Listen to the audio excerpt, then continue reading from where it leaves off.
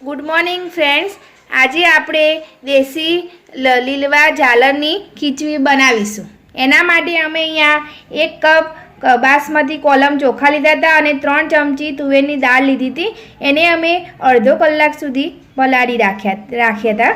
પછી અહીંયા 150 ગ્રામ જેટલું લસણ લીધું છે, 2 ડાળી લીમડાની લીધી છે।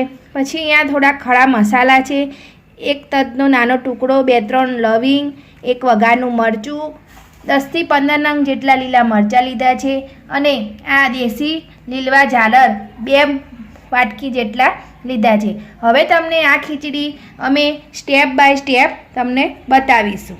ગેસ ઓન કરીશું। પછી એક તપેલી લઈશું, એમાં અમે 9 મોટી ચમચી જેટલું તેલ લઈશું। ફ્રેન્ડ્સ, હવે અહીંયા તેલ આવી ગયું છે। હવે એમાં અમે ખડા મસાલા જે લીધા હતા એ એડ કરીશું। 1/2 ટેબલસ્પૂન જેટલી રાઈ એડ કરીશું, 1/2 ટેબલસ્પૂન જેટલું જીરું એડ કરીશું। પછી લીમડાના પત્તા એડ કરીશું,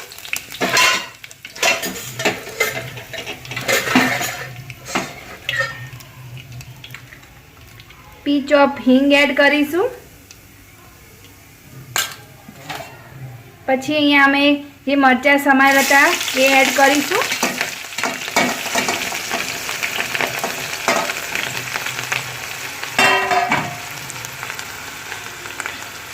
પછી આ જે દેશી ઝાલર લીધા હતા એ એડ કરીશું।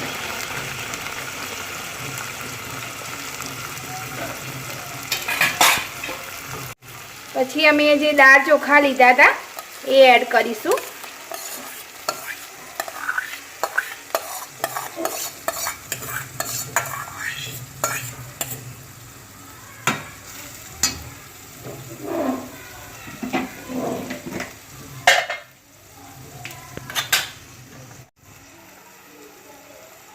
હવે અમે એમાં રૂટીનના મસાલા એડ કરીશું। 1 ટેબલસ્પૂન જેટલી હળદર, 1 ટેબલસ્પૂન જેટલું લાલ મરચું, સ્વાદ અનુસાર મીઠું એડ કરીશું। હવે આ બધું મિક્સ કરી લેવાનું છે।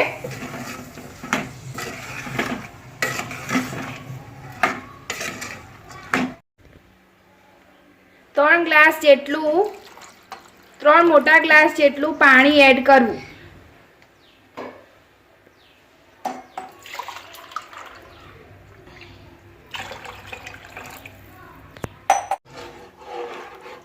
હવે આ ખીચડીને આપણે અડધો કલાક સુધી ચડવા દેવાની છે। તો ફ્રેન્ડ્સ, હવે ખીચડી ઉકળવા મળી છે। અડધી ખીચડી ઉકળે એટલે આપણે એમાં લીલું લસણ એડ કરીશું।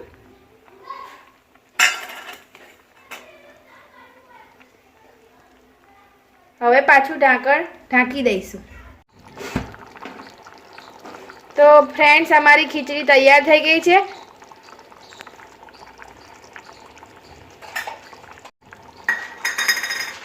અમારી ખીચડી તૈયાર થઈ ગઈ છે। હવે એને આપણે સર્વ કરીશું। તો ફ્રેન્ડ્સ, અમારી જો ખીચડી રેડી થઈ ગઈ છે એને આપણે સર્વ કરીશું। તો ફ્રેન્ડ્સ, અમે આ ખીચડીને સર્વ કરી છે। તમે આને રોટલા સાથે, રોટલી સાથે અને એકલી ચમચીથી પણ ખાઈ શકો છો। તમે પણ આ રીતે બનાવજો અને આ ખીચડી બહુ જ ટેસ્ટી લાગે છે। અને તમે અમારી આ રેસીપી કેવી લાગી તે અમને કોમેન્ટ બોક્સમાં જરૂર બતાવજો। અમારી ચેનલને લાઈક કરજો, શેર કરજો અને સબસ્ક્રાઈબ કરજો। Thank you.